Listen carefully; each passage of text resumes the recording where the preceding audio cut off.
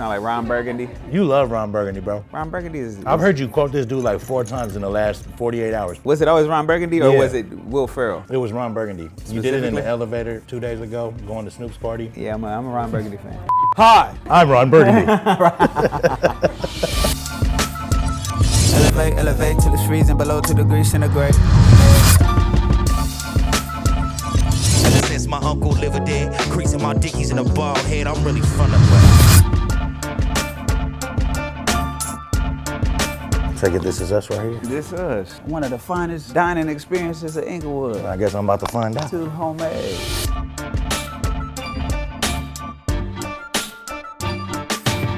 Right, Smoke. Yes, sir. Two Hommés, Inglewood. Why'd you choose this spot? I have a history with both of these brothers that started it. Mando used to pull up to Bass and Treble when I did my event on Manchester, had my storefront, I had Woodworks Records. I just kept hearing about the restaurant through other people, like it's in Inglewood, it's great, Right. check it out, check it out. So I pull up and it turns out that it's my homies who supported, you know, before I had my big moment and all that. So just to see anything happening positively in Inglewood on this level, Come on. I gotta support it, you Easy know. call. And your face on the side of the building. That too. I noticed that driving too. up. I got a mural on the building. It only makes sense. It's rumor spreading that I'm an owner, so when it ain't nothing in it for me, I want this to thrive. Right. I want more of this happening in Inglewood. Yeah, so. you know what? In the hood, everybody is the owner, real shit. Yeah, Like it's our responsibility We to take take care of these ownership, spaces, you know? real stuff. We're all partners in this. What's up, brother? How you doing? Good to see you again. Yeah. How you doing, brother?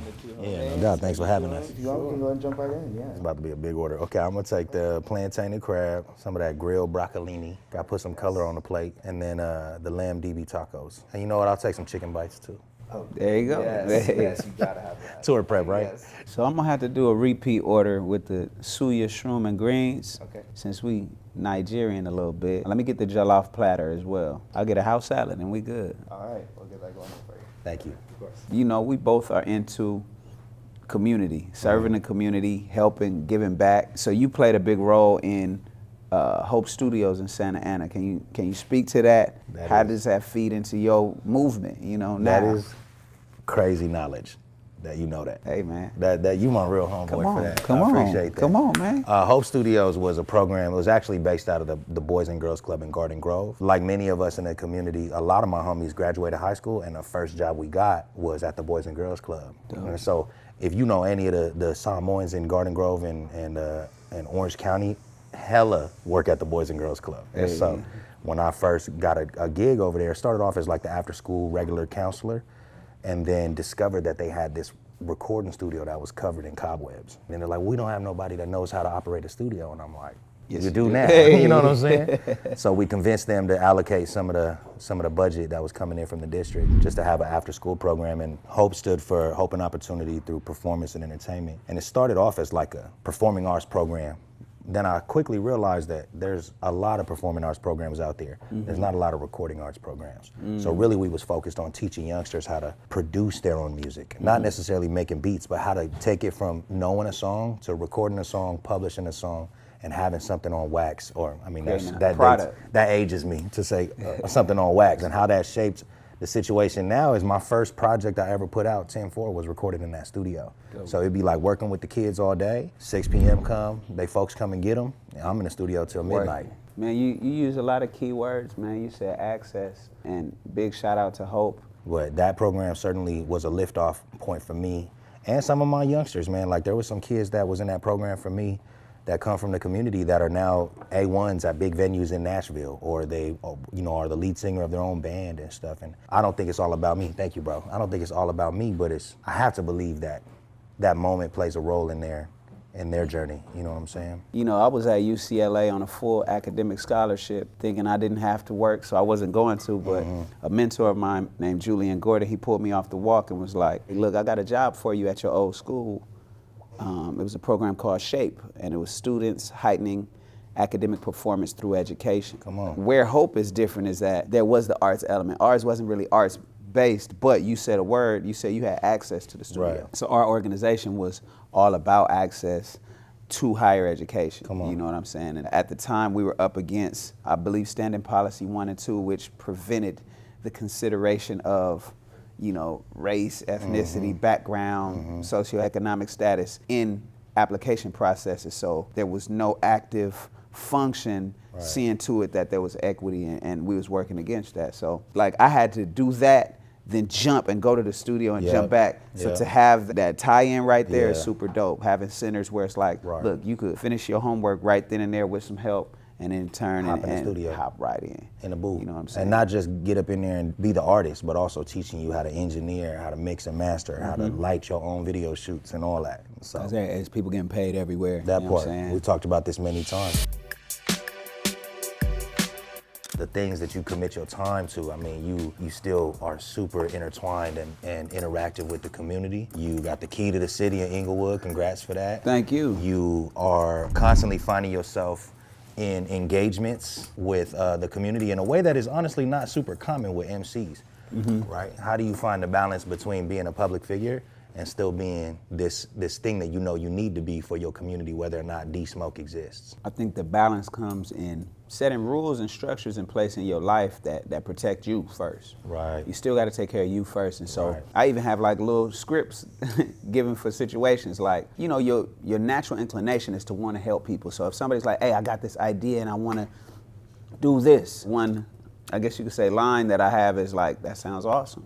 By when do you need to know, right? Somebody else's urgency is not your urgency. Message. So you can really consider, how can I work this in? And I want my yeses to be a strong yes. Like, let's do a real one. Let's do it well, yeah. Over-promising is real easy when everybody's hitting you. For sure. I find myself falling victim to that a lot. That's where I discovered it. How you make the mistake to learn how to do it, you know what I'm saying? It's all about doing certain things well. Like, the mayor has been a huge support. I have a friend named Sharice Rhodes who helped me organize like toy giveaways for Christmas, big things. You know, we just did a panel discussion and a festival with the city of Inglewood, with the Youth Orchestra of Los Angeles and Philharmonic. Just always something that brilliant organizers helped me be a part of. Dang, what's that? That's the plantain? Oh yeah. Hey man, help yourself to any of this, dog. Well, I'm the one that ordered that plantain, so we're gonna have to switch. You ordered that? Yes, I did. got one of them to go. That's okay. crazy. That's crazy. You sure did, didn't you? Dang. Trying to steal my plantain and crab. I'm offering him his food. You can have a little bit of that. You know? Yeah, have what you like, J-Ty. Honestly, and I mean this wholeheartedly, you found a way to gracefully do something in your music and in the character that is D-Smoke, regardless of how authentic it is, right? Your stage presentation and the integration of Spanish, there's a thin line between cool and corny there. Yeah, absolutely. And you found a way to ride the right side of that. It's only one way to do it right. Soy humo y te lo juro, el rumbo suyo mejor que el otro. Ser celoso es tonto, no hay valor. Your name had come up multiple times in the LA rap scene, and I never knew that. And then when I seen you do it, I'm like, yo, bro's not doing it corny. Like this, what was the thought behind introducing this? How intentional was it? Was there a strategy behind it? Like what's the why and the how? Having learned Spanish in other places, you realize there's a strong presence of African people of African descent throughout Latin America. It's like saying we can't rap in English because it's from Europe. Come on. We either indigenous and part European, speaking a European language, or we black and European. Right. But either way, Right. we not fully European. Right, You know what I'm saying? So I never thought about my English whole and thing. Spanish come from the same region, and we're not from neither. That is crazy. My assumption was LA shit, which I know is part of this, but I never even thought about just the Latin diaspora and honestly the lack of representation as it pertains to the Afro-Latino experience in hip hop. Spanish in LA, if we narrow it down, we take it away from the context of the United States of America. Right. In LA, Spanish is not a foreign language. Right. It's a domestic Come on. language. Come I'm on. speaking part LA when I speak Spanish. Real you shit. know. You can't be from LA without being a little bit Mexican. Come on, period. Everybody's a little bit Mexican. Yeah. I remember hanging out at a friend's house. Their parents was gone, we was kids. We got hungry and they was like, well, I could just throw some tortillas right on the burner, put some hot sauce on it. And I was like, what? And then we ate it. It was like, This shit busting. straight. You know what I'm saying? Like, I gotta stop trying to be cute. I'm gonna take this jacket off. I'm over here trying to eat with this big old jacket. They on. seen it. They seen I'm it like, now. Yeah, this is okay. The adjective they used to describe you on Rhythm and Flow was polished. One day soon I'm across that line. I've been taking my time. I got patience, but I've been waiting. Feels like my whole life. So you've been at this for over a decade or close to 2. Yeah. What kept you motivated? I relinquished myself from the chase. I make art because I want to make art. You know. I can't even eat to that. I gotta listen. Go ahead. Let me Like, hear this. I think I always knew I wanted an audience, but it wasn't necessarily music that I was convinced was gonna be the thing. I actually, before Rhythm and Flow, bro, I had checked out of that conversation. There was no world where little old me in my 30s, I sound like I'm black, I'm covered in Polynesian tattoos, and I look like I'm Chicano, right? Who's supposed to be my audience? Like, I got overwhelmed with all the roadblocks that I'm like, I'm just gonna rap because I fucking love rap. So I think that the way that I stayed focused was honestly shifting my focus to the million other things I do in life. You know, all the time I've spent behind the camera, all the time I've spent in strategy for other institutions and helping them find efficient ways to tell their stories. This has been my career, bro. Like, the rap shit has always been a passion. It's never been a thing that wins bread. And it still ain't real shit. The way it's set up now, it Really ain't, less. bro. It's a calling card. Real shit. I was just talking to the homie Dre TL about this yesterday. It really, the music ain't ever gonna be the thing ever again that's really cutting a check for us. Focus just kind of comes from following the love in it, you know, finding opportunities to be able to expand on that love, like going on tour with you. There's new parts of me that have been unlocked and new skill sets that I've had to learn in this preparation process. That keeps me motivated, is there's another thing to learn, there's another thing to do and become a master at. I love to perform, but I've never built my own Ableton sessions to be able to run clicks and have background vocals be built into the tracks without them being burned into the tracks. You understand where I'm coming from? These are all skill sets I've learned in the last 6 weeks, bro. Yeah, exactly. That shit keeps me motivated. Yes, sir. Planning and preparing your own tour is one of the hardest things. And I've been on tours, but some about this one. No, bro, it's rough. And I turned down a lot of labels coming on for Rhythm and Flow, man. Yeah. And during the preparation of this tour, I'm like, man, one of those advances. That would have been real good right now. You know what I'm saying? I'm an independent and I'm proud of it, but it comes with a lot of loss and a lot of sacrifice, both mentally, physically, emotionally, and most importantly, financially. That part. Winning the first installment of this thing, this first successful hip hop competition show, Rhythm and Flow. What changes in your life and what doesn't? A lot changes, actually. I had to teach family how to remain family. Wow. Family doesn't have the privilege of being fans in the same way. Right. They can be supporters, they can be a part of the movement, but to start behaving like a fan is to remove the very aspect of you that I need as a human being. Wow. You know, when family's like, oh my God, D-Smoke, and it's like, yeah. you're my cousin, bro. Please don't like, do that. don't. And then the irony is, some strangers have a more of a keen instinct to that sensitivity. But some people are like, you can see them looking at you. I might initiate conversation. They'd be like, I know exactly who you are. Right. Then quote songs that are just like the random, my favorite. Deep cuts. That deep cuts. Come on. And then it's My like, favorite. dang, you that degree of a fan. It was like, but I didn't want to interrupt, you know. Whereas somebody who doesn't know who you are sees you get recognized by somebody else and it's like, well, I need a picture and I'm gonna look you up later. But family is the last person you want to behave that way because you need them. You need them. Just to stay your cousin. Yeah. I'd like to think that I fight the good fight of staying grounded, and it's a daily decision. Come on. I could act like, man, it ain't never changed me not one bit, bro. There's a certain degree of privilege that we have now that I've never had prior to that. Come on. And some stuff I just don't apologize for. Right. I earned it, so hey, Come on. I don't wait in lines no more. I don't. This I is would funny. not wait This is in a funny topic right now. I know. If you know, you know, bro. If you know, you know, I don't wait in lines, bro. I try my hand at, cause I'm not Will Smith famous. Right. You know what I'm saying? So Right. I could get to the door and the bar and the bouncer be like, exactly. I don't know you. My mentor, sister, family member, Tasha Smith, she won't ever apologize. She's motherfucking Tasha Smith. Right. She's a great and earned it. Right. You know? She still maintains, and you do the same. You still maintain the ethical point of goodness. Absolutely. You're not out here doing things that warrant apologies. Exactly. You know? No, not at all. I owe no apologies. Right. Did it change me? Absolutely. I'm a beast. Yeah. Unapologetically. And everything that comes as a result of that, I'm going to try to invest that and use that in a way that helps as many people as possible. Yeah, I love that. I can relate to that wholeheartedly. Oh, yes, sir. I was waiting for this. Got The the chicken? chicken bites. Those are his. Like, Yeah, honey. Yeah, let's put get- this oh, here. yeah, So yeah, I've been waiting on this one. Oh, this is dangerous territory. This is so good. It's fire, ain't You're not gonna like this question. it? So since Rhythm and Flow, you and me often get accused of or compared to Dot, aka Kendrick Lamar. Kendrick Lamar. Do you embrace these comparisons, or do you feel like it's an overlook of what makes you you? It's a couple things. One, Kendrick Lamar is one of the greatest rappers Cheers of to all that. time. You know what I'm saying? Cheers Like, to that. Real shit. Salute to the homie, right? My Yeah, first nah, time meeting giant. Kendrick Lamar in 2011, before Good Kid, Mad City, before, before Dr. Dre, Right. you know, we opened up for Kendrick Lamar at Whiskey A Go-Go at a venue that holds about 1,000 people. Maybe. This is high fade Kendrick. You know what I'm saying? Exactly. Yeah, this Flat is top Kendrick. Yeah, damn near bald. You know, already rapping his ass off. Great long before anybody required him to be that great.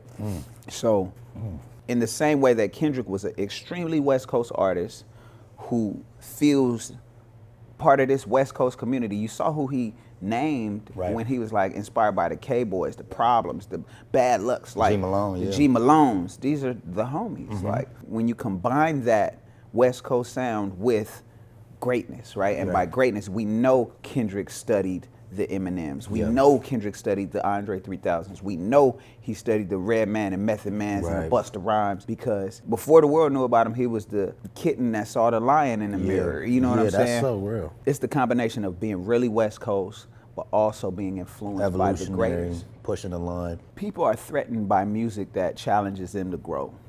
So when somebody does it so brilliantly that they're forced to pay attention, they're like, okay, that's the one I'll accept. Right. But we can't have too much of that. Come on. If we were sounding just like the next, Right.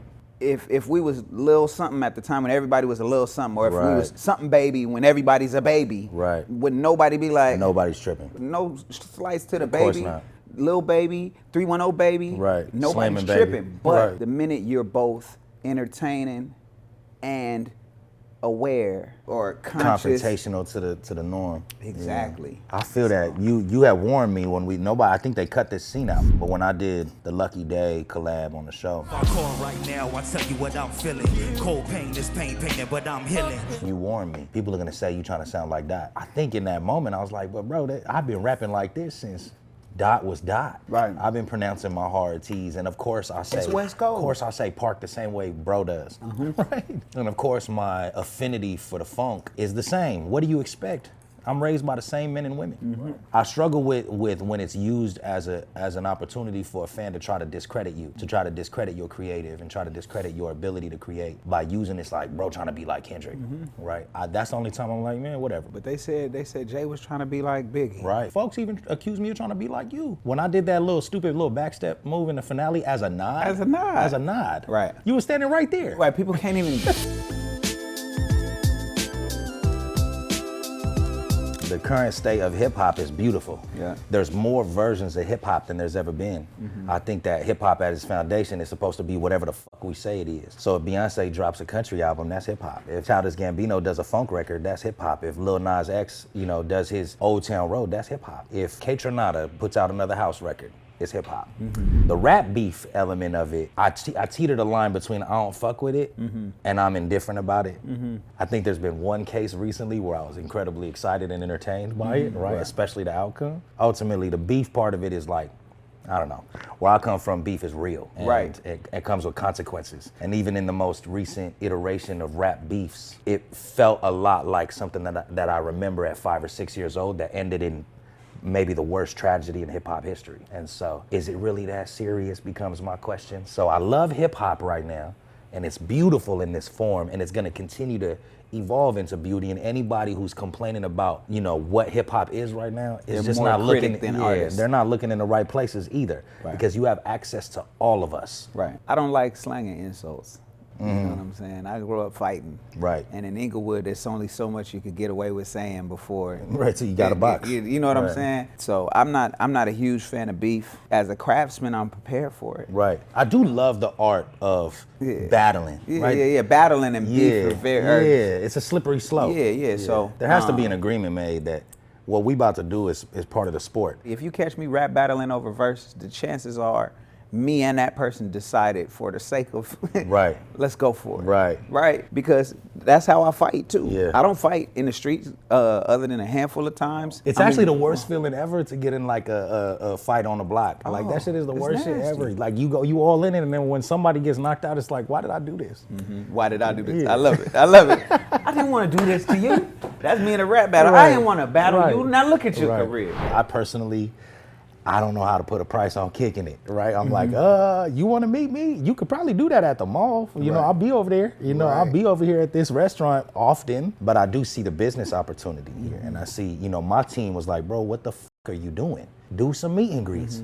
So when I created the offer, the offer-based experience, the first thing I didn't want to do was try to compete with what Smoke was doing. I didn't want to try to take away from that, right? And so my thing was just like, look, if you want to give me $5, that's cool. But most people are offering the same ticket that they're paying you, which is crazy. It's hard to wrap my head around. I'm a huge fan of the Bay artist Lil Russell. And when I go to his shows, it's just, he's in the community for real. Even in that moment, the best way for him to be part of his show is be part of his show, right? And so that's it. I get the fact that ultimately we're human. Right.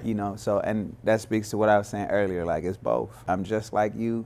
And I'm nothing like you. Nothing like you. Right. You know what I'm saying? I think fans accept that challenge, that touch is like, dang, he is human. And that alone is inspiring. It's also the culture now. The world of like separation between you and the fans is dead. It's dead. What I think happens is I think people take on that model to get to a certain level. It's true that in your trajectory, that first model of I'm so tangible that you guys believe in this human and propel me to this place. But then from that to superstardom, it is the TDE model of you cross that line, scarcity, and you switch. In my opinion, I otherwise agree, because artist burnout is real too. So you're fighting against that. I'm in my adolescence as it pertains to experience when it comes to fans, but right now my way of approaching this is to be as human as possible and be as accessible within reason as possible, so that we can create a real community that will ride for me to the end of time. That's the type of time I want to be on. And you're right, maybe I will transcend into a space where that's just not sustainable no more. Hopefully I do. I'm gonna shake hands and kiss babies. Come on. You know what I'm saying? Right. Shake babies, kiss hands. Kiss hands. You know what I'm saying? Beautiful baby. I do love interacting with fans, supporters, family. I just gotta, in the back of my mind, be like, all right, what's my boundary? You know what I'm saying? Yeah, but I think that's also part of the humanity. In the human experience, boundaries are necessary. What's my boundary? I'm like married, that. so I can't take the Chris Brown Come meet on, and greet. come You know on, what I'm saying? I also ain't Can got I put my leg up? No. Right. No, I'm not you built. I'm not cannot. like strong enough for that. I gotta get back in the gym. Man, savage. Pimping. I'm just kidding. I have all the side quests that are built into my legacy already. I want to open the nonprofit and reignite the accessible studio spaces and things. But the side quest that I've been like trying to wrap my head around, the first step is acting. Like I'm trying to be on Mayor of Kingstown, you feel me? Hey. I'm trying to be your enemy on the yard, you know what I'm saying? Go ahead, put that out there. Come Taylor on. Sheridan. So for me, acting is probably the one side quest that seems to be, I feel like it's unattainable in the way I used to think that a rap career was unattainable. It's like that seems so far away. So it kind of excites me to figure out a way to accomplish that because I have little to no experience. I also now have this, I want to get into like a theater environment and do the Denzel thing and like try that, you know what I'm saying? But it's terrifying. I'm gonna make a phone call for you. Come on, I would love to see you on Mayor of bro. Kingstown. Come on, let me Yes, find sir. out, bro. Yes, Let me get that sir. casting call. What's your side quest? My side quest, hospitality. Me and Sir have property that we're looking to build on in Costa Rica. Yo. We got the blueprints What part done. of Costa Rica? Near Puerto Viejo, near Playa Chiquita Yeah, on yeah. the Caribbean side. Come on. I'm about to leave LA and go to, I'm like, if I ever leave, I'm going straight to Costa Rica. For sure. Without a doubt. For sure. Ain't no if for me. I'm Right, trying come to spend on. a No, quarter let of me the find year. out. Yeah, let me get in on that. Don't stop playing. We'll have a side set up, do the J-Taj way. Come on, yeah. But, that would be so sick. A street named after me in Costa Rica. That's an ill side quest. I love that. Yeah, so that's something. Of course, the acting is super important to me. I can't even call it a side quest because It's a full-on career now. big shout out to Mayor of Kingstown. A lot of that helped me to produce this project. It's a career now. I look forward to growing into that as well. But the definite ones are like, the nonprofit, the Broadway boxing gyms, the open up centers like Hope, that blend this educational element and the arts that our communities are so interested in. So Hell yeah, man. I support that. That and being a full-time gangbanger, Hello. pressing lines at all times. Yeah, what's the I'm business kidding. with? I'm kidding. We're about to go on tour together. What makes you think that we gonna be able to work well together on tour? What gives you the comfortability to be like, oh yeah, I'm rolling? I think that immediately when you and I first met each other, I think it was immediate, like you just know when you meet some of the homies that's like, you was my homie in a past life. Kindred spirits. Right, real shit. A lot of the train of thought and the flow of thought is in synchronization, everything works, right? It's a low maintenance situation. If I don't holler at bro for a year, he's still bro. Super solid. Right. We've said it multiple times how much of our lives overlap. Our family dynamic is very similar, especially in our younger years. Fucking trained by the same piano players and stuff like that. Like, what is the fucking Francois odds? Dean. Right. Yeah, shout out to Francois Dean, man. I also am not unfamiliar with the commentary around the storyline between this inevitable storyline that connects us, right, with this show. So when I was trying to do my homecoming show in Santa Ana, and my manager's like, we have to sell it out, bro. There's no world where we don't sell this out, you know? So I'm panicking. So I'm like, I'm gonna call Smoke. Called you, you're like, bro, I would love to. Easy. But I can't, because I'm going on tour. Hung up the phone, called you right back. What's up with it? What's up with the tour? You initially was like, bro, I don't know. You tried to tell me I was bigger than being your direct support. Right. I should be doing my own tour. Right. But I just felt like the story is too strong to let go of. So there's the strategy behind it. And then how do I know we gonna work well together? Because you're not a doofus, right? If you was a fucking goofball, I probably wouldn't have asked you if I could go on tour with you. We both create at a high level. We perform in a very similar tone and texture that it offers up a better experience for the fans. So it's an easy call. There's no world where I say no to an opportunity like that. Salute. Thank you respect. for agreeing Thank to you do for having something me, my special, G. bro. I mean, I'm the one that asked, you know? Did you? Yeah. Did you? Yeah. Everything I want to be as a touring performing artist, I see that in you, which is only gonna push me to be like, this show gotta be incredible. Same. Because they will have Same. gotten a show by the time I Real shit. go up Real there. shit. And I know that, and that's dope. You and I both have stops to hit around this world that we have yet to touch. Come on. We gonna see Australia, New Zealand, Samoa, Pacific Islands. yeah, Guam, all we that. gonna see South Come on. America. We gonna touch Europe. Yeah. And I gotta get back to Africa. Come on. You feel me? No, So, Johannesburg is calling us. Nigeria is calling us. it's my pleasure to sit down with you. As many conversations as we've had, to have it at this extent. Right. I think there's no limit to how brilliant you are. I appreciate and, that. I'm excited that the world gets to discover that. You know what I'm saying? And I challenge you to put as much of that into your set as possible. Talk to them. Well, we got like 4 days, Smoke. Don't be giving me new challenges. Well, thank you for bringing me to Two Hommés. Hey, yes, sir. Inglewood, Yes, sir. California. Yes, sir. Santa Ana, Inglewood. I know Automatic. you in trouble. Automatic. Come on, You know man. what I'm Thank you saying? for having me, my G.